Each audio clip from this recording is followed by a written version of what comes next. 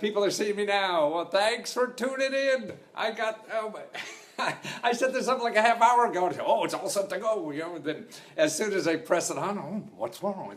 It's not working.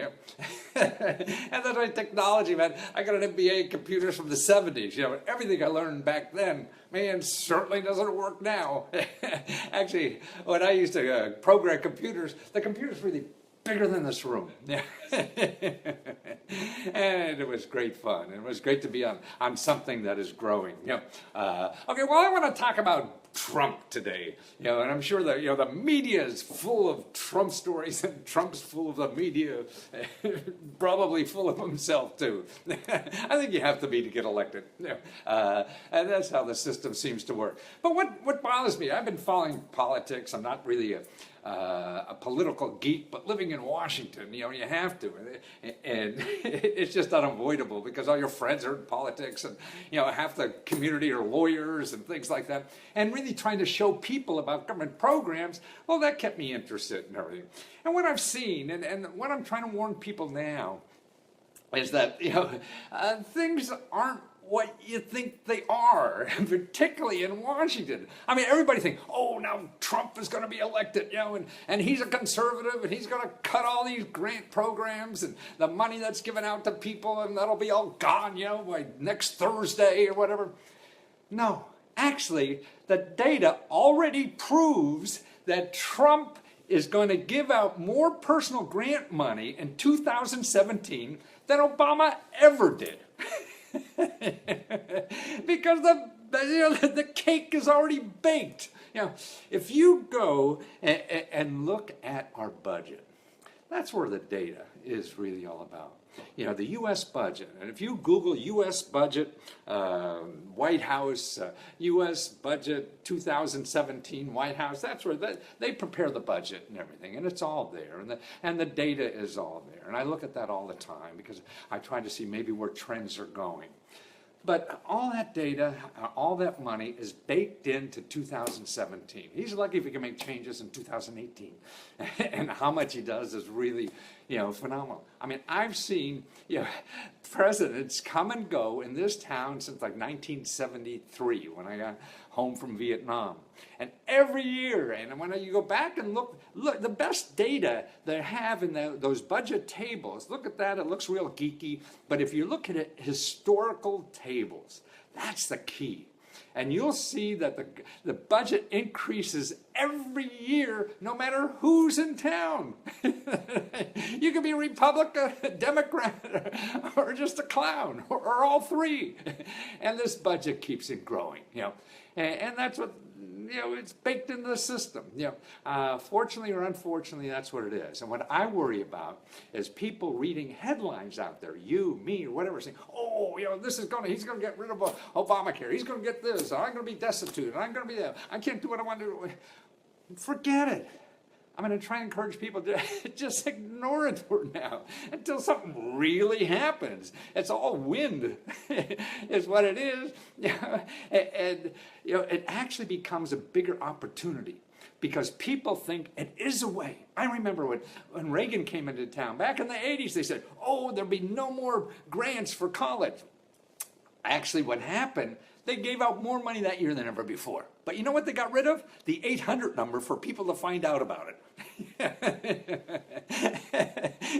And that's the problem. So that's what I see. We have stuff out there, that's available for you to solve your problems or do whatever you got to do in life or want to do in life.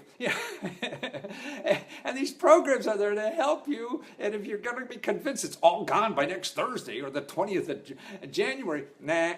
The people in this town, they're not shrinking. That's why the property value in this town just keeps rising every year, right? And I have good friends in the real estate business, and they do well no matter who's in town, it seems. What they like is the change, because the change, a new administration, man, that means more real estate being bought and sold and everything. So that's what's interesting. It's not going to change, but the headlines, and you'll see stories, they'll find some bureaucrat whose budget may be cut, and that's the key. It's maybe. maybe, because even the administration, the White House, they don't really pass the budget. It's the elected officials. And see, what the elected officials have constituents, so they want to please constituents. So whatever the constituents wants, that's what they. That's why I put a video ebook on how to use your elected official. Man, that's the best opportunity I think of government gives you, is someone you elected who's responsible to you, and they're the only people in Washington that will work for you. You know why? Because you got to vote. You got to vote. You're going to a government agency, and they're, you pay their salary in theory, but you really don't. It's the elected official that writes the checks and decides how much that agency is going to get. So that's why when the elected official calls their office, they have a fire drill to solve them. And see, when you call the elected official's office, they have a fire drill too. Because if they could help you, you'll vote for them no matter what they do. So that's the system. That's what's using the system. And the nickel and dime stuff kind of thing. And sure, it makes maybe some sense in the long run or whatever, but for what you're going to do this year, next year or whatever, it probably ain't going to make a dime of difference. Unless you worked for Obama, then you're out of a job. But the rest of us, are really going along with our life, and a whole lot is not going to change. Sure, maybe what they finally decide will change 5, 10, 20 years down the road. It's sort of, we're like a big aircraft carrier. I used to be a ship driver in the Navy, and if you drive one of those things, well, I drove smaller ships. But, it takes so long to turn. That's why parking these things was very difficult. Parallel parking a ship, was really tough. So that's why you have to plan in advance.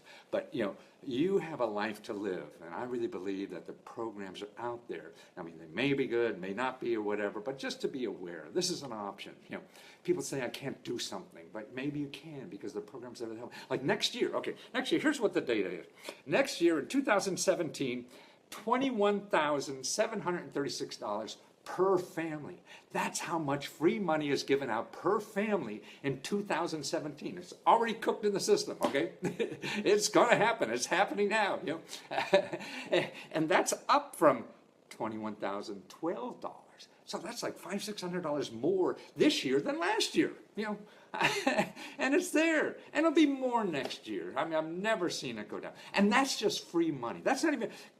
that includes grants, but grants represent only 20% of that. If you saw my last seminar I did on that, I was talking about that. That free money, because you have to know the right words to ask for. And that's why when you're calling up a government office for things like that, just say you're looking for financial assistance, And don't say I want a grant or no, because you really don't know. I don't really know. Nobody really knows what's there. Congress doesn't even know. I get the people calling me about programs I talked about. Hey, where is this thing? I have a constituent and calling me about this stuff, and I want to know where the heck it is. And that's why it's a big, complicated society. But you could use it to your advantage. And just not when somebody says something about a government office or really almost about anything, it may or may not be true. And it could be just a possibility as being just as true as false. And because there's 17,000 money programs in the government, 17,000, Okay, and now, they have different requirements for everyone. But listen to this, only 12% of those programs that give out money are income determined. That means you can't make more than X amount of dollars to get those programs. So that means 80-90% of the money out there has no income requirements at all. It doesn't matter how much you make.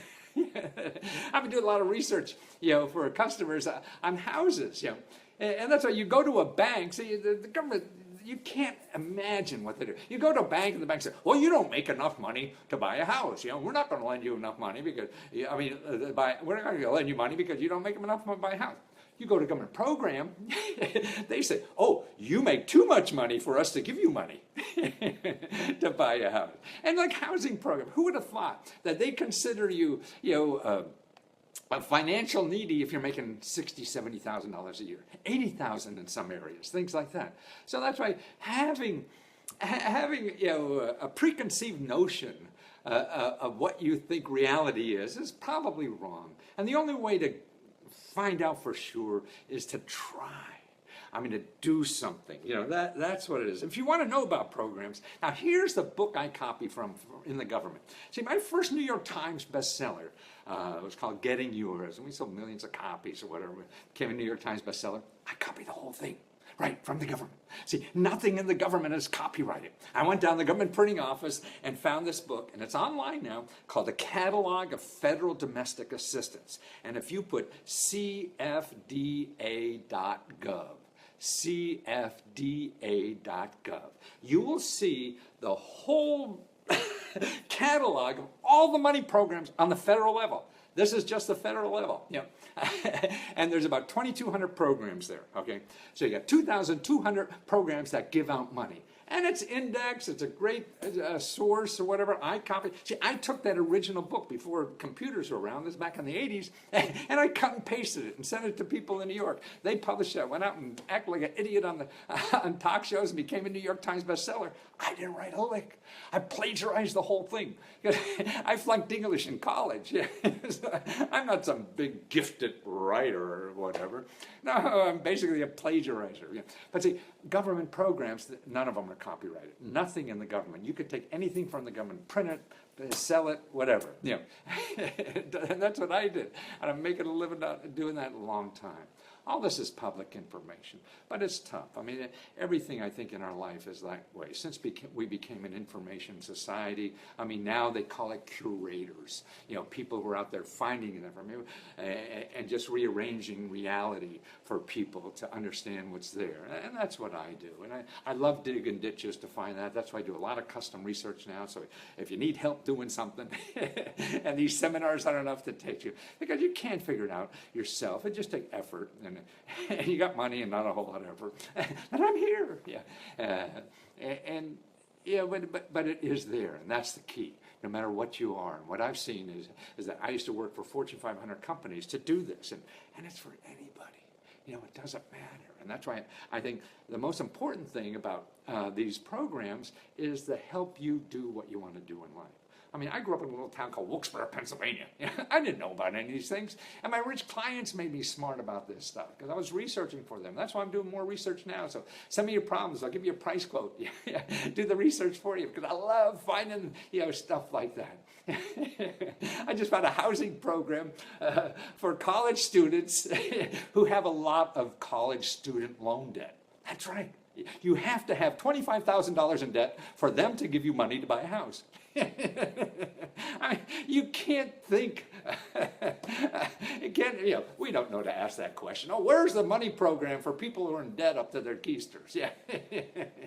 So that's it. Or there's another money program for divorced women who want to get their own house now. So it's just divorced women to buy a house. That's a money program. So that's why it's too complicated, but it's fun. It's fun for me because I enjoy doing that. Digging these things out. And I've been doing it 30, 40 years. And I still feel, for you to do the things you want, that's what I didn't know. I mean, I thought I had to go to school and do all these kinds of things everybody else was telling me. And when that didn't work, man, that's when liberation started. And I decided, man, you can do your own thing. And now, even now with the economy, that's what I get excited about. Excuse me, the internet and what's going on there. Because even now, what's going on the internet is creating so many more opportunities, than ever before. With crowdfunding and for shared economy, peer-to-peer loans, it's better than the government. That's why I'm doing more books and research on that, and I'll do more seminars on that. So I just want to do a little quick, Trump video for people on the 2nd of January. I'll take this and edit it and put the data sources I talk about. I'll do another version of this and put it on Facebook. So you have the websites that I talk about. You don't have to, what do you say again? And copy it all down. I'll put it in, right on the screen for you to do that. But I can't do that live. I'll do that. And if you need help with anything, I'm at leskotutor.com, leskotutor.com. Okay, so have a good 17. It's going to be fun. I think Trump is going to make life a lot more fun to watch what happens, right? So stay tuned.